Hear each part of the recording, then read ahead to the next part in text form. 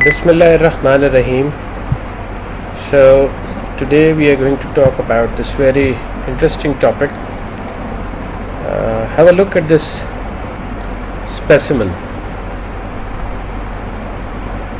and if you think about it, क्या नज़र आ रहा है हमें इसमें नज़र आ रहा है कि कोई ऐसा स्ट्रक्चर है जिसके अंदर ये एक ऐसी एक्सूबरेंट सी कॉलीफ्लावर लाइक ग्रोथ है, और ये कोई स्ट्रक्चर ऐसा है जो परहैप्स थिन वॉल्ड है और जिसका कोई ल्यूमन है जिसके अंदर ये निकला है। तो ऐसी क्या चीज़ हो सकती है? आजकल हम जिस चीज़ के बारे में बातचीत कर रहे हैं, the topics we are discussing, so this is a carcinoma of the gallbladder. Now the carcinoma of the gallbladder is a very nasty disease to have, because it is very difficult to diagnose it beforehand in earlier stages, and once it is diagnosed at a later stage, the outcome is not very good. During our training years हमें बताया जाता था कि whatever the stage of gallbladder, when you diagnose it, the patient would have hardly more than a year to live, and this thing is pretty true at this point of time, except there are some patients जिनकी आपने cholecystectomy की थी for some other reason, for gallstones, और जो उसकी biopsy भेजी तो वो जो स्पेसिमेन था उसकी बायोप्सी आ गई कि पेशेंट को कार्सिनोमा भी था। ऐसे पेशेंट जिनका कार्सिनोमा अर्लियर स्टेजेस में है उनके 5 year सर्वाइवल्स फिर भी बेहतर है। So it's a brief outline what we are going to talk about. Anatomy के बारे में हम काफ़ी तफसीली बात कर चुके हैं, लेकिन मेलिग्नेंसी में जब हम बात करते हैं रेलेवेंट एनाटमी की, तो हम एक्चुअली क्या देखना चाह रहे हैं? हम ये देखना चाह रहे हैं कि जिस ऑर्गन की मेलिग्नेंसी की बात कर रहे हैं उसकी लोकल इन्फिल्ट्रेशन होगी, तो कौन कौन से अदर ऑर्गन्स, कौन से दूसरे स्ट्रक्चर्स हैं जिनके इन्वॉल्व होने का इम्कान है, और फिर जब हमने सर्जरी प्लान करनी तो उस वक्त हमें क्या करना हो। दूसरी अहम चीज़ जो एनाटमी में है ऑफ कोर्स वो इसकी लिम्फेटिक ड्रेनेज है। कार्सिनोमा गॉल ब्लैडर की लिम्फेटिक ड्रेनेज के बारे में जानना ज़रूरी है, क्योंकि उससे आपको आइडिया होता है कि जो लिम्फ नोड्स इन्वॉल्व हुए हैं वो N1 लेवल के हैं कि N2 लेवल के हैं, और there is a totally different management plan for both of them. So we know it is a saccular structure, segment 4 और 5 के साथ पड़ा होता है। ये इसमें फंडस है, बॉडी है, इनफंडिबुलम है और नेक है, जो आगे जाके सिस्टिक डक्ट बनता है। सिस्टिक डक्ट अटैच होती है विद कॉमन हेपेटिक डक्ट में जाके खुलती है और वहाँ से कॉमन बाइल डक्ट बनती है। आम तौर पे इसका साइज 7 to 10 सेंटीमीटर है। It's about an inch and a half wide, and normally it has a capacity of 30 to 50 ml, but sometimes by various reasons it can maximally contain 300 ml of fluid in it. So lymphatic drainage, it starts from the cystic node. Cystic node कहाँ पड़ा होता है? Cystic node है in the triangle of Calum. Callus triangle में पड़ा होता है। वहाँ से पेरिकोलिडोकल नोड्स में जाता है विच run along the common bile duct. वहाँ से जो रीजनल नोडल बेसन्स है, सुपीरियर मेसेंटेरिक है, रिट्रोपेनक्रियाटिक है, रिट्रोपोर्टल और सीलियक में, और वहाँ से एओटोकोवल नोड्स तक पहुँचता है। सिस्टिक प्लेट के बारे में जानना इसलिए ज़रूरी है कि जब हम एडवांस कार्सिनोमा गॉल ब्लैडर में करते हैं कि हमने एक्सटेंडेड कोलिसिस्टेक्टमी की या हमने रेडिकल कोलिसिस्टेक्टमी की, उसमें इस सिस्टिक प्लेट को निकालना साथ विद द लिवर टिश्यू ज़रूरी है। So it's actually the reflection of the visceral peritoneum between the liver and the gall bladder के बीच में जो पेरिटोनियल रिफ्लेक्शन है वो सिस्टिक प्लेट कहलाती है। और जब हम डायसेक्ट करते हैं गॉल ब्लैडर लिवर के दरमियान, तो एक्चुअली हम इस प्लेन को खोलते हैं जो सिस्टिक प्लेन और muscular layer of the gall bladder के दरमियान होती है, क्योंकि यहाँ पे जहाँ पे गॉल ब्लैडर चिपका होता है विद लिवर, यहाँ पे वो एब्सेंट होती है ये visceral peritoneum on the gall bladder side. The other important thing is कि ये जो सिस्टिक प्लेट है इसकी मौजूदगी की वजह से जो स्टेज T1B का गॉल ब्लैडर कार्सिनोमा है उसके अंदर इम्प्रूव्ड सर्वाइवल पेशेंट्स का, हम इसको देखते हैं आगे चल के। So it was first described by Maximilian Stoll in 1777, and still after more than 200 plus years it's still a very high malignant disease with a very poor survival rate.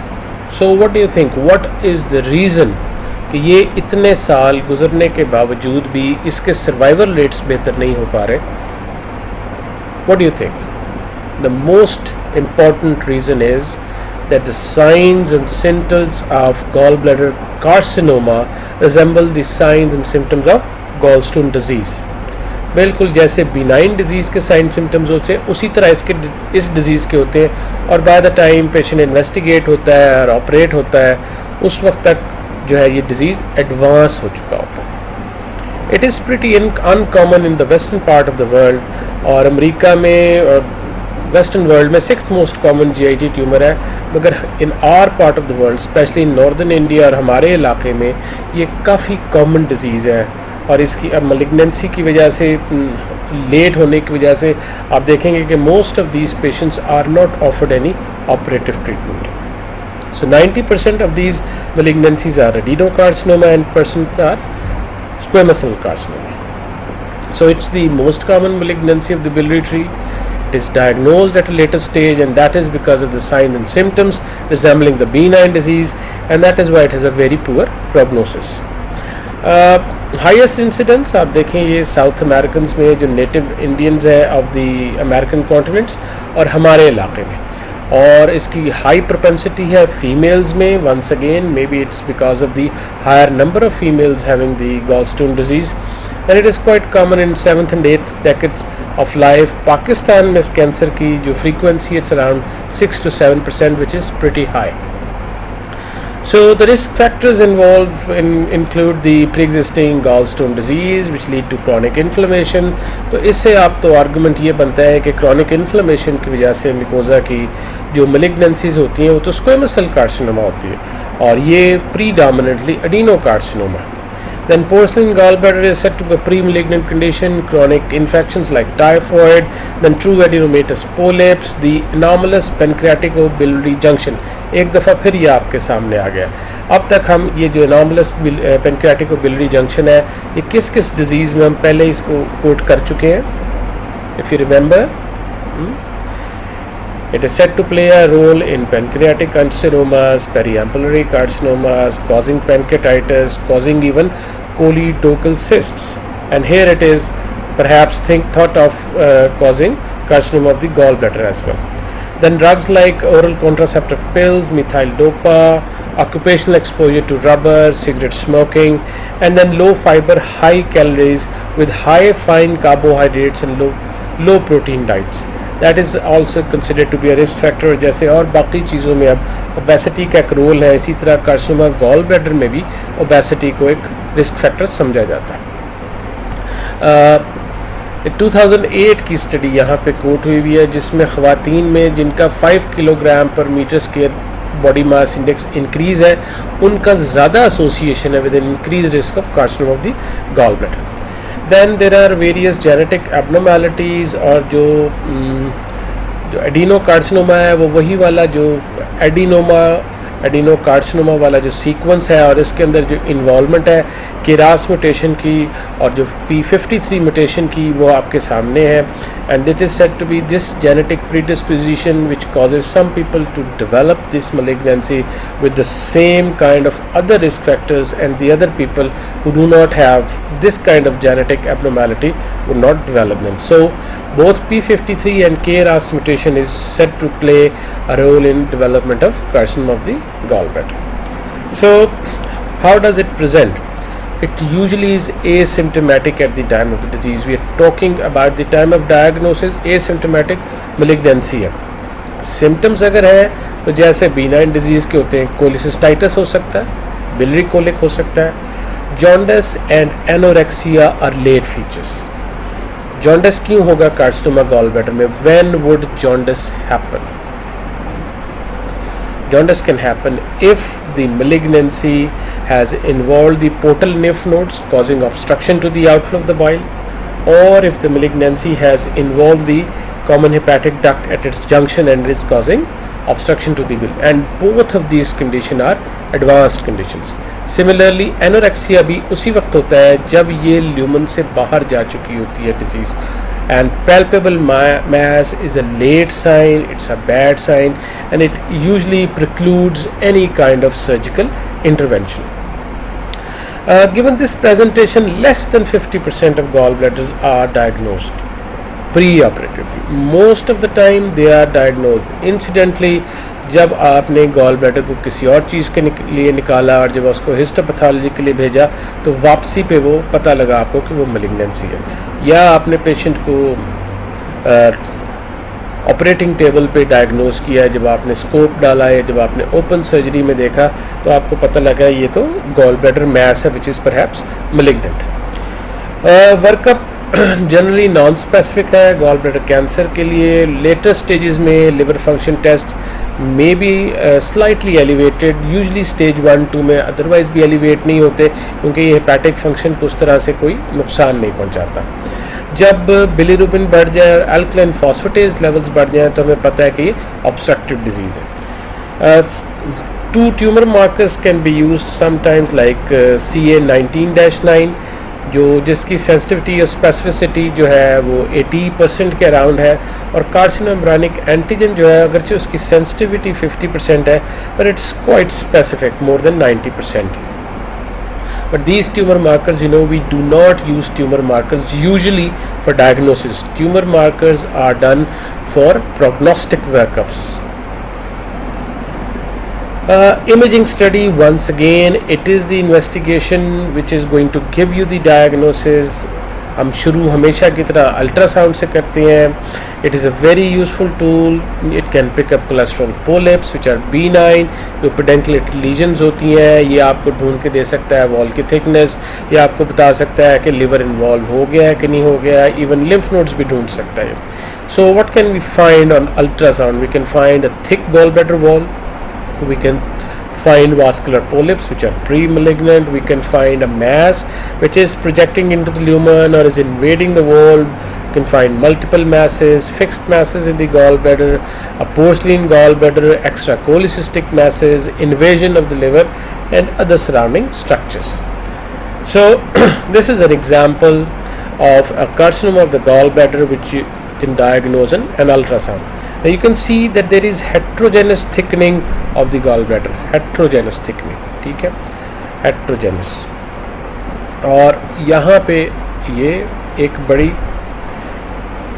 this wall is, it looks perfectly normal and this wall has variable heterogeneous, मुख्तलिफ तरह की, ठीक है. एक यहाँ पे thickening है, यहाँ छोटी थिकनिंग्स है, एक बड़ी थिकनिंग यहाँ पे है. तो ये this patient was subsequently operated and it was found out that it had papillary adenocarcinoma of the gallbladder. So this is one way in which ultrasound can diagnose carcinoma of the gallbladder. Then another very poorly differentiated adenocarcinoma you can see here. उसमें अगर हमने देखा था तो उसमें एक wall बिल्कुल ठीक थी और सिर्फ जो posterior वॉल थी उसके अंदर various thickenings थी heterogeneous. Whereas if you look at this whole of the gallbladder, पूरी की पूरी वॉल जो है ये thickened है और इसकी it has also, there is no border between the liver surface and the gallbladder wall and it looks like it has invaded the liver surface. Now this is the patient, the same patient जिसका हमने ultrasound देखा. इस patient का ये postmortem gallbladder with liver and you can see there is no differentiation, there is no, the whole of the gallbladder mass has invaded the liver and you can see there are even small metastasis present here, as well as in this ultrasound there was this lesion ये जिसमें star बना. This is a retropancreatic peripancreatic lymph node. अगर आप यहाँ पे देखें तो ये वो lymph node पड़ा हुआ है, ये पेनक्रियास के पीछे पड़ा. It's a huge lymph node which tells you कि ये एडवांस स्टेज है. So it's not only locally advanced but it's also distally advanced as well. So ये इस पेशेंट की पोस्टमार्टम पिक्चर है. Similarly you can see a large heterogeneous, जहाँ पे gall bladder normally नज़र आना चाहिए था उसकी जगह एक हमें बड़ा सा हेट्रोजेनस जो है ना एक्कोजेनिक मैस है, इसकी एक्को बन रही है. जो वाइट ब्राइट नीचे नज़र आता है ना, इस मैस का ये जो इसके पीछे एको नज़र आ रही है, ये ब्राइट एक्ोजेनिसिटी है, और इसी के बीच में ये एको फ्री एरिया एक पड़ा हुआ है। ये कहाँ पे पड़ा हुआ है? It's a cystic lesion in the kidney, ठीक है। ये जो ब्लू आउटलाइन है ये रीनल एरिया में वहाँ एक सिस्ट पड़ी है। बाकी ये ह्यूज जो है ये गॉल ब्लैडर को रिप्लेस किया हुआ है इस मैस ने। And this green thing here, this is a gall stone. Now why do I say it's a gall stone? अभी तक जो आपने इमेजिंग देखी है, गॉल स्टोन क्या प्रेजेंट करते हैं? दे प्रेजेंट विद एक्यूस्टिक शेडोज, और ये इसका एक्यूस्टिक शेडो, ये देखिए ये इसका लॉन्ग शेडो जा रहा है, तो ये पता लगता है कि ये कोई पत्थर है, कोई सख्त चीज़ है जिसका इतना लंबा एक्यूस्टिक शेडो। और इसको आप देख सकते हैं कि ये एक्ोजेनिक मैस यहाँ पे पड़ा है गॉल ब्लैडर की जगह, यहाँ एक स्टोन पड़ा है, और ये एक वैसे ही एडिशनल इंफॉर्मेशन है कि किडनी के अंदर सिस्ट भी पड़ी हुई है। So similarly another ultrasound showing the involvement of the gall bladder itself, पूरा ल्यूमन इन्वॉल्व हो चुका है। You cannot find any fat plane or any kind of plane between the liver and this gallbladder mass. Then CT and MRI are also useful because they tell us about the extent of invasion and resectability of gallbladder tumors. That is a very important thing, whether this tumor is resectable or not, because the only chance of survival of these patients, whatever, अगर 5 year survival rate 30% भी है तो वो भी उस वक्त आप patient को दे सकते हैं जब उनका गॉल ब्लैडर का ट्यूमर रिसेक्टेबल है। Irresectable gall bladder tumours patients hardly live beyond 6 months. So when the CT scan tells us that it's a gallbladder cancer, it would tell us there is asymmetrical wall thickening or there is a mass with or without invasion into the liver. उसके साथ हम हमेशा CT cap कराते हैं. CT CAP means chest, abdomen and pelvis. This is to do the metastatic workup to find out कि distant mets मौजूद हैं कि नहीं है. इस चीज़ पेट स्कैनिंग की जाती है. इसके पॉजिट्रॉन इमेजिंग टोमोग्राफी सेंसिटिविटी 75% है, स्पेसिफिसिटी 88% है. It's not used routinely because it does not usually change your management plans. So this is what it looks like on a CT scan. If you look here, you could find that there is a partially calcified wall of the gallbladder, and once this gallbladder was taken out and biopsy, it was found to have an infiltrating adenocarcinoma. See, why do you say infiltrating? Because if you look here, there is hardly any plane between the liver and this gallbladder. Similarly, you can see this gallbladder is also having an irregular wall in infiltration of the liver, as well as there is a liver metastasis present over here. Diagnostic procedures, you can have percutaneous CT scan, guided biopsy. It's a useful diagnostic tool, but it is used in those patients who have a non-resectable tumor. जब आपने imaging की, ultrasound किया, CT scan किया और उस पर आपको अंदाज़ा हो गया कि मैं इस गॉल ब्लैडर के ट्यूमर को, मैस को रिसेक्ट नहीं कर सकता सेफली फॉर द पेशेंट, तब आप इस इन्वेस्टिगेशन को इस्तेमाल करते हैं. जब आपको लगता है इमेजिंग पे कि this gall bladder can be removed, it can be resected, then we do not do the needle guided biopsy because of peritoneal seeding. जो सारा ट्रैक्ट है जिससे गुजर के उस नीडल ने पहुंचना है गॉल ब्लैडर ट्यूमर तक और फिर वापस आना है, वो सारे ट्रैक्ट में सीडलिंग होने का इम्कान होगा. And that is why there is no need of doing that. It's better to go in and do a cholecystectomy if it is resectable. Then once again you can use an endoscopic ultrasound with FNA biopsy to evaluate the peripancreatic and periportal lymph nodes कि whether or not they are involved. ये देखने में जितनी मुश्किल लग रही है ये इतनी मुश्किल है नहीं, ये बड़ी आसान है. This is the American joint committee on cancer staging by TNM classification. Basically AJCC और UICC जो थी ना, union international for cancer control, ये उन्होंने ही TNM क्लासिफिकेशन वेरियस मलिग्नेंसीज की बनाई थी. और ये क्यों इस्तेमाल की जाती है? इसलिए की जाती है कि जो दूसरी डिफरेंट पुरानी क्लासिफिकेशंस थी वो एक मुल्क में इस्तेमाल होती थी, दूसरे में नहीं होती थी, and there were discrepancy to standardise जो TNM पाकिस्तान में है, वही TNM अमेरिका में है, वही TNM फ्रांस में है. So it is to standardise the understanding of the staging of the disease. So what it is in carcinoma gallbladder, once again TX is when the primary tumor cannot be assessed. T0 there is no evidence of primary tumor. तो आप कहेंगे अगर evidence ही नहीं primary tumour की तो फिर इसका मतलब ये है कि कहीं कोई मेटास्टेसिस था या आपने लिम्फ नोड निकाला था जिसके अंदर बायोप्सी में पता लगा कि metastasis from the carcinoma gallbladder. TIS जब बेसमेंट मेम्ब्रेन नहीं है, अभी सिर्फ एपिथेलियम में है cancer. T1 is when it invades the lamina propria muscle layer. T1A lamina propria है, T1B muscularis है. और यहाँ तक this is actually once you do cholecystectomy for these patients have the best survival rate. और ये वही patients हैं जिनकी आप cholecystectomy actually किसी और चीज़ के लिए करते हैं और जिनकी बायोप्सी malignant आती है. T-tumor when the tumor is invading the perimuscular connective tissue but it is not extending beyond serosa. अभी तक वॉल के अंदर है, कनेक्टिव टिश्यू में तो गई है मगर इसने सिरोजा के बाहर नहीं गई, लिवर में नहीं गई. सिरोजा एंटीरियरली है और पोस्टीरियरली आमतौर पे चूंकि सिर्फ लिवर के ऊपर रखा होता है तो डायरेक्टली लिवर की बात है. तो T2 is when it is present inside the wall but it has not gone beyond it. T3 it once it perforates the serosa, the visceral peritoneum, or directly invades the liver and or one other adjacent organ. ठीक है, such as stomach, duodenum, colon, pancreas, omentum और extrahepatic bile ducts. तो या तो ये directly liver को InvIT किया इसने या लिवर के साथ किसी एक ऑर्गन को इन्वेट किया. और लिवर को भी अगर किया है तो 2 सेंटीमीटर से ज़्यादा इसकी डेप्थ नहीं है. ये T3 है. T4 वो ट्यूमर है जिसने पोर्टल वेन को, मेन पोर्टल वेन को, हेपेटिक आर्टरी को या उसने मल्टीपल एक्स्ट्रा हेपेटिक ऑर्गन्स और स्ट्रक्चर्स को इन्वेट कर दिया. That is T4. अगर हम लिम्फ नोड्स की बात करें, NX regional lymph nodes could not be assessed, N0 no regional nodes, N1 portal lymph nodes only. Portal porta hepatis में जो पड़े उनके मेटास्टेसिस की बात हो रही है.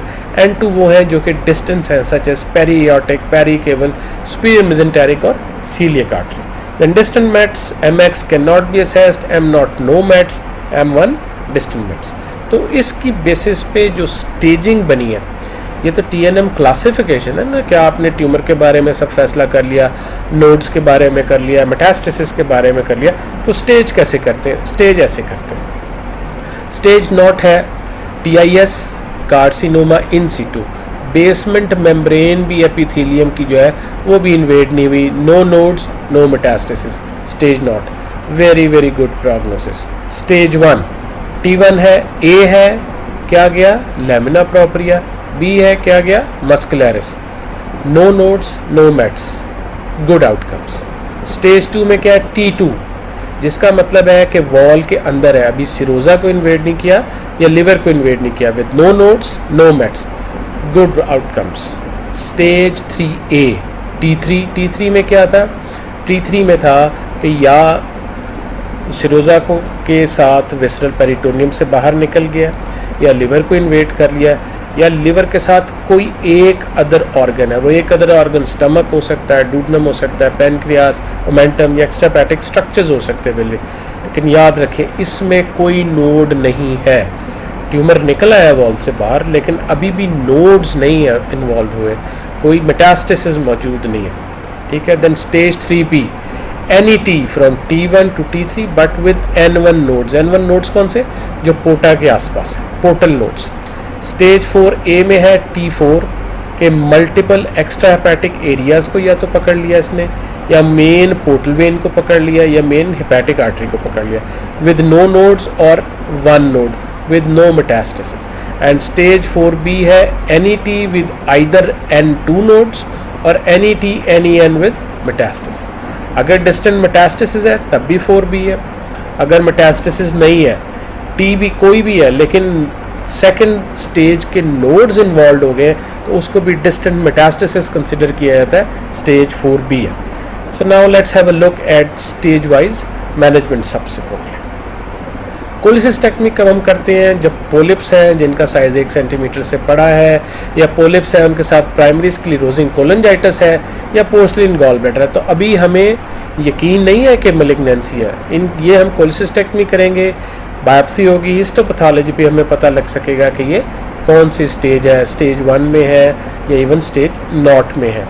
डायग्नोस्टिक लेप्रोस्कोपी हम उस वक्त करते हैं जब हम ये देखना चाहते हैं कि सीटी स्कैन में, एमआरआई में, अल्ट्रासाउंड में बहुत सी चीज़ें नज़र नहीं आ सकती, मिस हो सकती हैं चीज़ें। So we want to exclude that there is any undetected intraabdominal metastasis prior to doing a curative laparotomy. और अगर डिस्टेंट मेट्स मौजूद है, सीटी स्कैन पे कहीं कोई इन्वॉल्वमेंट नहीं थी मगर जब आपने डायग्नोस्टिक लेप्रोस्कोपी की तो आपको नज़र आया कि या तो सेकंड लेवल के नोड्स इन्वॉल्व हो गए या कोई डिस्टेंट मेट पड़ा हुआ है, लिवर के अंदर मेट पड़ा हुआ है जो कि एमआरआई या सीटी आपका नहीं उठा सका, then once again you would not be able to curative surgery नहीं होगी, सर्जरी का पेशेंट को फ़ायदा नहीं होगा। एक्सप्लोरेटरी लेप्रोटमी जब की जाती है इन पेशेंट्स के लिए तो सबसे पहले हमारा पहला काम ये देखना है कि मेटास्टेसिस है कि नहीं। इनिशियल काम ये है, कोई भी और चीज़ करने से पहले पूरे एब्डोमेन को एक्सप्लोर करके देखते हैं कि कोई ऐसा डिजीज़ मेटास्टेसिस तो नहीं पड़ा हुआ जो पहले मिस हो गया हुआ था। नॉर्थ अमेरिकन सर्जन्स ये कहते हैं कि अगर सीलियक नोड्स में भी जो सेकंड N2 लेवल के नोड्स हैं उनके अंदर भी आ गया, उनको आपने ढूंढा, उसकी फ्रोजन सेक्शन की पॉजिटिव आ गया, then they would close, they would not do a resection for those patients. Aortocaval nodal metastases are considered distant metastases as we've already discussed. तो स्टेज 1 में हमने क्या करना है? स्टेज 1 क्या थी? स्टेज 1 क्या? स्टेज 1 है 1A 1B with no nodes और known mets। ठीक है, क्या करेंगे इसके लिए? मिकोजा सबमिकोजा में पड़ा हुआ है गॉल ब्लैडर, कोलिसिस्टेक्टमी करेंगे। और कोलिसिस्टेक्टमी करने के बाद बायोप्सी पे देखते हैं, अगर बायोप्सी पे वो कहते हैं मार्जिन्स क्लियर नहीं है और लगता है कि शायद मैक्रोस्कोपिकली तो आपने रिसेक्शन कर ली, वो क्लीन थी, लेकिन माइक्रोस्कोपिकली है तो फिर जो रेजिडुअल टिश्यू वहाँ पड़ा हुआ है तो उसको रेडिएट करते हैं पोस्ट ऑप। इसका 5 ईयर सर्वाइवल रेट तक 80% एंड अबव है। So that is the best bet for the patients. Stage 1 good outcomes. Stage 2 क्या थी? स्टेज 2 थी कि या तो T2 है T2 हमने कहा था A भी हो सकता है, लैमिना प्रोप्रिया, T2 हमने कहा था B भी हो सकता है, ठीक है, या स्टेज 3 है, लेकिन अभी नोडल इन्वॉल्वमेंट T3 है, सॉरी नोडल इन्वॉल्वमेंट नहीं है। इसमें हमने क्या करना है? इसमें सिर्फ सिंपल कोलिसिस्टेक्टमी काफ़ी नहीं है, इसमें आपको गॉल ब्लैडर का बेड रिसेक्ट करना है, सिस्टिक प्लेट को साथ निकालना है, उसके साथ नोडल डायसेक्शन करनी है, and sometimes you may require cryoablation. ठीक है, पेरीमस्कुलर कनेक्टिव टिश्यू इन्वॉल्व है, सबसिरोजा इन्वॉल्व है। तो सबसे पहले हमने, जैसे हमने पहले भी बात की, जब भी हम लेप्रोटमी कर रहे हैं हम क्या कर रहे हैं? मेटास्टेसिस को ढूंढ रहे हैं। और मेटास्टेसिस ना सिर्फ डिस्टेंट ऑर्गन्स में है बल्कि जो N2 लेवल के नोड्स हैं उसमें भी देख रहे हैं। अगर नोड्स देखे और नोड्स नेगेटिव है तो फिर हमने एक्सटेंडेड कोलिसिस्टेक्टमी की जिसमें गॉल ब्लैडर का सारा बेड निकाला, कंप्लीट नोडल डिसेक्शन की। और अगर नोड्स पॉजिटिव है तो फिर it is not stage 2, this patient would require post of chemo radiation and you do not go for extended surgery. Nodes कैसे असेस करने? सारा कुछ हम कह रहे हैं फैसला नोड्स के ऊपर करना है तो नोड्स असेस कैसे करना है? So let's see, N1 nodes हमने कहा था पोर्टल नोड्स के करीब है। तो ये कौन कौन से? वो हैं जो कोलिडोकस के साथ है, हाइलम में पड़े या सिस्टिक आर्टरी। इस एरिया के अंदर अंदर जो नोड्स है ये N1 नोड्स हैं। और इसके अलावा जितने बाकी नोड्स हैं जो पेरी पेनक्रियाटिक हैं, जो रीट्रोडूडनल हैं, जो पोर्टल सीलियक या स्पीर मेजेंटेरिक के लिहाज से वो सब ठीक है। तो पेरी पेनक्रियाटिक, ठीक, रीट्रोडूडनल, portal, celiac and superior mesenteric, इनके अलोंग अगर है, ठीक है, ये हमने कहा कि hilar, cystic duct gland, cystic nodes और कोलिडोकल नोड्स, ये N1 है, ठीक है।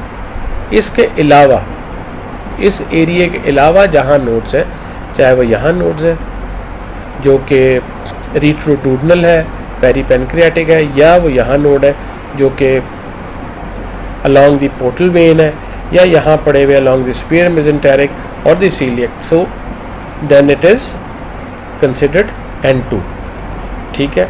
और जब N2 आ गया हमारे पास, फिर हमने क्या करना है, N2 means this is not stage 2, N2 means this is distant metastasis and that technically is stage 4.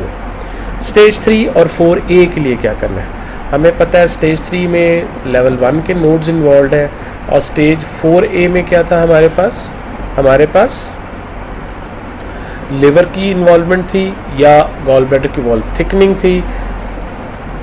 हमने क्या निकाला साथ, हमने रेडिकल कोलिसिस्टेक्टमी की। रेडिकल कोलिसिस्टेक्टमी का मतलब है कि ऑन ब्लॉक रिसेक्शन करनी है, सारे गॉल ब्लैडर नोड्स और subjacent liver as one specimen निकालने होते हैं। We take them out as one. So we went in, we did a biopsy, frozen section करते हैं, गॉल ब्लैडर का कंफर्म करते हैं, N2 नोड्स को डायसेक्ट करते हैं। N2 नोड्स अगर नेगेटिव है तब हमने ये काम करना है, और अगर N2 नोड्स पॉजिटिव है तो फिर हमने पिलिएशन करनी है, फिर हमने इसके अलावा कुछ नहीं करना। ठीक है, तो स्टेज 3 और 4A तकरीबन वैसी ही है जैसी स्टेज 2 की ट्रीटमेंट है। उसके अंदर भी है, उसके अंदर हम एक्सटेंडेड कोलिसिस्टेक्टमी करते हैं। इसके अंदर हम कोशिश करते हैं कि एक्सटेंडेड कोलिसिस्टेक्टमी के बजाय रेडिकल कोलिसिस्टेक्टमी करें, जिसमें पूरा वो लिवर का जो वो बेड है जो हमने कहा था उस दिन 4A 4B के साथ जो पड़ा हुआ है, जिसके साथ गॉल ब्लैडर जुड़ा हुआ है, जिसको इन्वेड किया हुआ है, उस सारे को along with the nodes and along with the gall bladder, उस सारे को एज वन मैस एक्सरसाइज करते हैं। लेकिन ये हम उस वक्त करते हैं जब N2 नेगेटिव है। अगर N2 पॉजिटिव है then we do not go head and do this kind of extensive surgery. Stage 4B या तो मेटास्टेसिस है या हमें पता है कि मेन पोर्टल वेन को उसने एक्सेस कर लिया या उन चीज़ों को पकड़ लिया। अब ये जो पेशेंट है, ये वो पेशेंट हैं जिनमें जो लेट प्रेजेंटेशंस के साथ आते हैं, जिनमें जॉन्डिस है, जिसमें मैस इफेक्ट है, क्लिनिकली पैल्पेबल मैस हो सकता है, असाइटीज़ हो सकती है, डिस्टेंट मेट्स है, और इन पेशेंट्स का यूजली डायग्नोसिस ऑपरेटिंग टेबल पे नहीं करते आप, इससे पहले इमेजिंग से आपको पता लग गया होता है और इनकी CT गाइडेड परक्यूटेनियस आपने बायोप्सी करके कंफर्म किया होता है, या आप खोलते हैं, ये सारी चीज़ें नहीं होती। उसके बावजूद जो सेकंड लेवल के नोड्स इन्वॉल्व होते हैं, सेकंड लेवल के नोड्स हमें पता है कि वो पोर्टल वेन के अलॉन्ग नोड्स हैं, वो रिट्रोड्यूडनल नोड्स हैं, वो पेरीपेनक्रियाटिक नोड्स हैं, वो सुपीरियर मेसेंटेरिक आर्टरी के अलॉन्ग नोड्स हैं, वो एओटो केवल नोड्स हैं। वो जो नोड्स हैं अगर वो प्रेजेंट है वंस अगेन फिर स्टेज 4B है और उन पेशेंट्स के लिए हम सर्जरी नहीं कर रहे। वो N2 नोडल मेटास्टेसिस का हमें टेबल पे पता लगता है। बाकी अगर हमें पहले पता लग जाता है कि ये इरेसेक्टेबल ट्यूमर है, इन सारे पेशेंट्स के लिए एक ही मैनेजमेंट प्लान है और वो है पेलिएशन। पेलिएशन इज एलिविएशन ऑफ सिम्टम्स। हम इसको कहते हैं TLC, tender loving care. You can not offer them any cure, you can not offer them any other increase in the quantity of life, but what you can help in is to improve the quality of life of these patients. So these patients require palliation. तो जो N block resection की हम बात कर रहे थे stage 3 and stage 4A में, उसके अंदर हम क्या क्या करते हैं, साथ निकालते हैं हम ये सेगमेंट 5 और 4B निकालते हैं, साथ सेगमेंट 5 और 4B, गॉल ब्लैडर, और उसके साथ साथ ये सारे नोड्स। हम उसके साथ ये नहीं निकाल रहे, हम ये कॉमन बाइल डक्ट को नहीं रिसेक्ट कर रहे, हम पोर्टल वेन को या पैटिक आर्टरी को नहीं निकाल रहे, हम इसके साथ जो अलॉन्ग नोड्स हैं उनको निकाल रहे हैं। ये जो डार्कर एरिया है, इस एरिया में जो नोड्स हैं उनको एक्सरसाइज करें along with the segment of the liver and the gall bladder. So what are the various palliative techniques? It is chemo radiation, उसमें 5-फ्लोरोयूरेसिल इस्तेमाल की जाती है, एक्सटर्नल बीम रेडिएशन कर सकते हैं, ब्रेकी थेरेपी कर सकते हैं, परक्यूटेनियस या ERCP प्लेस्ड वायर्स होती हैं। ब्रेकी थेरेपी क्या होती है? ब्रेकी थेरेपी ये होती है कि जहाँ पे ट्यूमर पड़ा है आप रेडिएशन के सोर्स को उसके अंदर तक पहुँचा देते हैं। सो इट इज़ इन, ये जो वायर्स होती हैं रेडियो आइसोटोप जिनके अंदर होता है या नीडल्स होती हैं, इनको आप you place it inside the tumor. It can be done percutaneously under imaging control or through ERCP. Then you can do a cholecystostomy drainage alone. अगर तो गॉल ब्लैडर डिस्टेंडेड है और उसके मैस इफेक्ट्स हो रहे हैं और उसकी कम्युनिकेशन अभी बाकी है विद कॉमन हेपेटिक डक्ट, तो आप उसको स्टोमा दे सकते हैं। कोलिसिस्टोस्टमी का मतलब है कि गॉल ब्लैडर के अंदर आप एक होल करके कोई ट्यूब डाल दे, फूली डाल दे, जिससे एक्सटर्नल ड्रेनेज हो जाए और पेशेंट के जो सिम्टम्स हैं जॉन्डिस वगैरह के वो एलिविएट हो जाए। Then you can do a PTBD, percutaneous transhepatic biliary drainage. हमने PTC की बात की थी। PTC के ज़रिए हम इमेजिंग गाइडेंस में एक नीडल पहले डालते हैं जिससे बिलियरी डक्ट को हिट करते हैं। When we are sure guide wire के ऊपर फिर हम उस गाइड वायर के ज़रिए वहाँ पे कैथेटर डाल सकते हैं, ड्रेन डाल सकते हैं, जिससे एक्सटर्नल बिलियरी ड्रेनेज होगी और जो पेशेंट को ऑब्स्ट्रक्टिव जॉन्डिस की वजह से मसाइल है वो सेटल हो सकते हैं। And sometimes ERCP can help, but most of the times because gall bladder causes proximal issues, proximal obstructions, तो ERCP यूजली इतनी हेल्पफुल नहीं हो पाती in carcinoma gall bladder palliation. कुछ भी आप करें, लेस देन 1 ईयर सर्वाइवल है स्टेज 4B का इन पेशेंट्स। जिन पेशेंट्स को आप सर्जिकल रिसेक्शन ऑफर नहीं कर सकते उनकी 5 ईयर सर्वाइवल्स बहुत पुअर है। व्हाट वुड यू डू, आपने की बीनाइन डिजीज़ के लिए कोलिसिस्टेक्टमी की, गॉल स्टोन्स के लिए की, और बाद में जो हिस्टोपैथोलॉजी पे आ गया कि मैलिग्नेंसी। अब अगर उस बायोप्सी की रिपोर्ट में उन्होंने आपको बताया कि सिर्फ मिकोजा या मसल इन्वॉल्व है, then it is the only treatment require, और कुछ करने की ज़रूरत नहीं एक्सेप्ट कि आप पेशेंट्स को फॉलो अप करते हैं। अगर वो ट्रांसम्यूरल है, वो कहते हैं कि पूरी वॉल इन्वॉल्व है, तो फिर आपको अंदर जाके रेडिकल एम ब्लॉक रिसेक्शन करनी चाहिए गॉल ब्लैडर फोसा की, सराउंडिंग लिवर की, और रीजनल लिम्फ नोड्स को निकालना चाहिए। अगर इस पेशेंट को आपने लेप्रोस्कोपिक किया है तो फिर जो पोर्ट साइट्स हैं, ख़ास तौर पे जहाँ से आपने गॉल ब्लैडर को बाहर निकाला था, उनको दोबारा एग्जामिन करने की ज़रूरत है, उनको देखने की ज़रूरत है, फॉलोअप करने की ज़रूरत है। रूटीन में उन सब पोर्ट साइट्स को रिसेक्ट करने की ज़रूरत नहीं, लेकिन अगर आपको किसी में भी शुबा है तो आप उस पूरे पोर्ट साइट को एज अ सिलेंडर रिसेक्ट करते हैं एंड सबमिटेड फॉर हिस्टोपैथोलॉजी।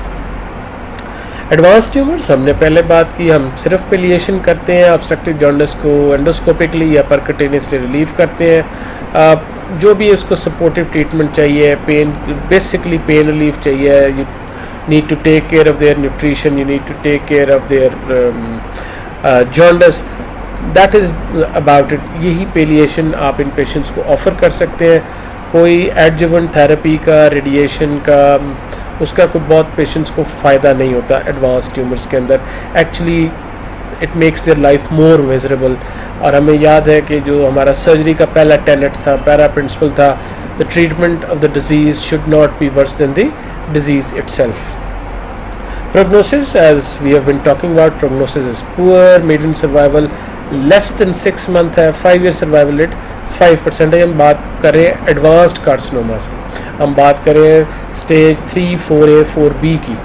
सब अच्छे प्रोग्नोसिस किसके हैं? सबसे अच्छा प्रोग्नोसिस स्टेज 1 का है, जिसका अराउंड 80% 5 year सर्वाइवल है। I hope you are not feeling like this, इतना कॉग्निटिव ओवरलोड तो नहीं हुआ आपको। Please let me know, should we continue having 1 lecture daily, और शुड वी हम उसको आगे ले जाएं, 2 दिन दिया करें आपको असाइनमेंट के लिए, क्या 1 दिन काफ़ी नहीं है? और दूसरी एक जो चीज़ है वो बड़ी अहम, वो ये है कि तकरीबन 80% के करीब जो असाइनमेंट्स हैं वो कॉपी पेस्टेड है। इसका मतलब ये है कि आप लोग खुद एफर्ट करने के बजाय अगर किसी एक आदमी ने कर लिया तो बाकी लोग उसकी कॉपी पेस्ट करके असाइनमेंट्स भेज रहे हैं। तो काइंडली कोशिश करें, खुद पढ़ लें। आपको I don't know when we would be able to have our university open and you would be visiting wards and you're having normal final year, लेकिन आपके एग्ज़ाम्स तो होने हैं and you're going to appear subsequently. So my advice at this point of time is please do your assignments yourself, जैसी भी करते हैं खुद से करें। Thank you very much.